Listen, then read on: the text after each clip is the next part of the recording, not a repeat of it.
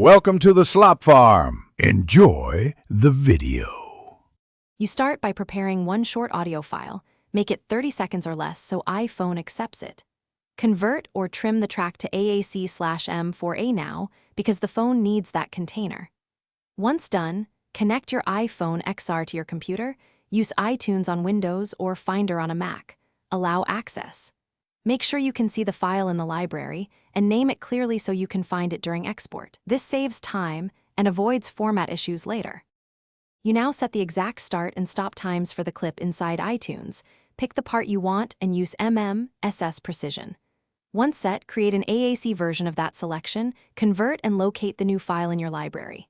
Next, change the file extension from M4A to M4R. This turns it into a ringtone. After that, drag the M4R onto your iPhone XR in iTunes or Finder, or place it in your device's tone section to prepare for the final sync. You finish by syncing your iPhone XR so the M4R file transfers. Perform the sync in iTunes or Finder and wait for completion.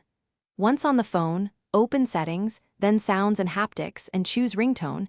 Your custom tone appears at the top. Select it and test by assigning the tone to a contact or setting it as the default. If the ringtone doesn't appear, recheck the file extension, ensure clip length is under 30 seconds, and resync the device to resolve the issue. Thanks for watching. Consider subscribing if we helped you today.